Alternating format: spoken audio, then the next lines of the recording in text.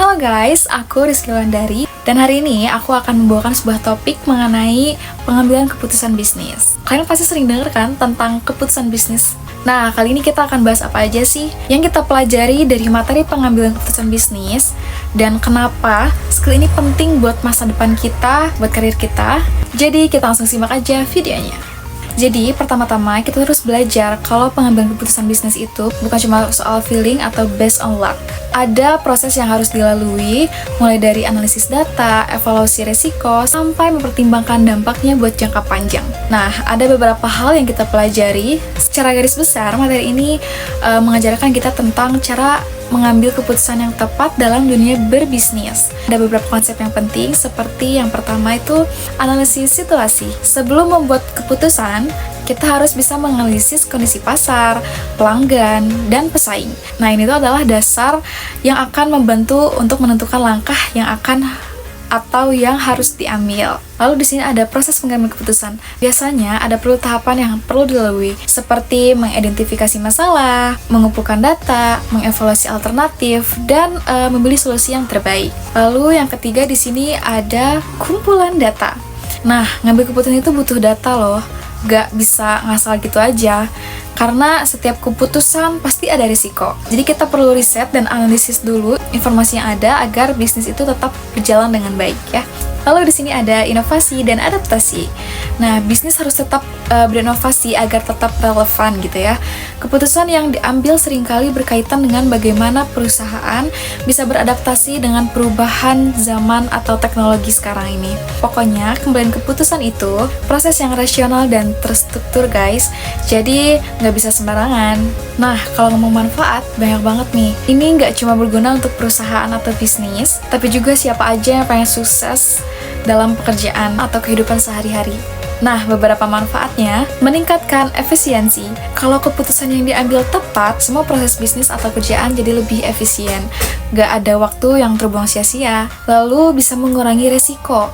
Dengan analisis yang matang, kita bisa lebih siap dengan segala kemungkinan buruk yang bisa terjadi. Jadi lebih minim kegagalan.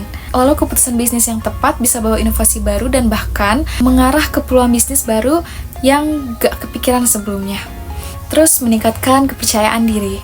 Kalau kita bikin keputusan yang tepat, kita bisa jadi lebih percaya diri dalam ngadepin tantangan bisnis untuk kedepannya.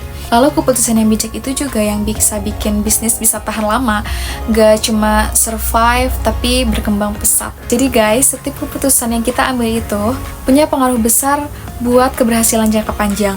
Makanya, skill ini penting banget buat dipelajarin. Buat kalian yang mau jadi pembisnis atau siap jadi leader di masa depan, pastiin skill ini bagian dari arsenal kalian. Oke guys, kalian pasti nggak asing kan sama Tokopedia? Yap, salah satu unicorn terbesar di Indonesia yang akhirnya jadi bagian dari Goto. Tapi kenapa sih Tokopedia bisa jadi sukses banget? Kita bakal analisis kenapa bisa dibilang super cerdas dan jadi contoh yang pas banget untuk kalian yang pengen mulai bisnis di era digital. Langsung aja, let's get into it. Jadi, pada awalnya Tokopedia itu hadir dengan satu tujuan yang jelas banget. Menghubungkan penjual dan pembeli dengan cara yang lebih mudah. Di Indonesia, banyak banget UMKM yang kesulitan buat jual produk mereka secara online. Terutama di luar kota besar. Tokopedia jadi solusi sebagai platform e-commerce yang bisa diakses siapa aja, dari yang punya toko di pinggir jalan, sampai brand-brand besar. Kenapa ini cerdas? Karena segmentasi pasar yang tepat. Mereka memahami kebutuhan UMKM yang belum familiar sama teknologi dan membuat platform yang user-friendly. Lalu ada solusi untuk masalah distribusi. Nah, Tokopedia ini mengurangi hambatan geografis, jadi penjual di daerah terpencil pun bisa tembus pasar nasional. Nah, awalnya model marketplace Tokopedia itu unik banget di Indonesia. Alih-alih jadi toko online dengan inventaris sendiri, mereka jadi platform yang menghubungkan supply dan demand. Tokopedia jadi middleman yang mempermudah transaksi antara penjual dan pembeli tanpa harus punya stok barang sendiri. Terus, kenapa ini cerdas lagi? Ada yang namanya low cost structure. Mereka itu nggak perlu investasi besar untuk punya stok barang, tapi bisa tetap dapat revenue lewat biaya transaksi dan iklan. Lalu, scalabilitas yang tinggi. Modal marketplace memudahkan mereka untuk berkembang cepat tanpa harus banyak modal.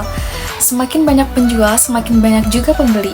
Tokopedia nggak cuma bikin platform yang bisa dipakai, tapi juga bikin pengalaman belanja yang asik dan mulus. Mereka terus berinovasi di teknologi dan tampilan website yang aplikasi yang mudah dipakai.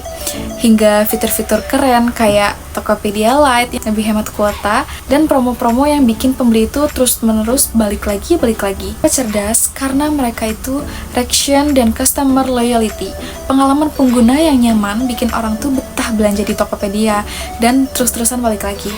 User experience atau UX jadi kunci untuk memastikan orang gak cuma datang sekali tapi terus-terusan. Dengan terus mengembangkan fitur teknologi canggih kayak AI untuk rekomendasi produk dan pengolahan data besar, Tokopedia gak cuma jadi marketplace tapi platform yang bisa memberikan pengalaman personal. Tokopedia nggak hanya fokus sama satu sektor, mereka juga punya banyak partnership strategis kayak kerjasama dengan berbagai bank, institusi finansial, dan perusahaan logistik. Mereka itu terus ekspansi ke sektor lain, seperti vintage lewat Tokopedia Paylater yang jadi solusi pembayaran fleksibel buat pengguna. Tokopedia juga bisa bertahan dengan strategi yang fleksibel meski ada banyak kompetitor yang muncul. Jadi guys, dari analisis data yang tadi kita udah bahas, bisa kita simpulkan kalau Tokopedia itu sukses karena mereka punya visi yang jelas, selalu menyesuaikan diri dengan kebutuhan pasar, dan berani berinovasi di berbagai sektor. Tapi juga ekosistem digital yang mendukung perkembangan UMKM dan ekonomi digital di Indonesia. Nah, buat kalian yang mau berbisnis, pelajari strategi-strategi mereka yang bisa diterapkan di kalian juga. Semoga video ini bermanfaat buat kalian. Saya Rizky Wulandari, bye-bye!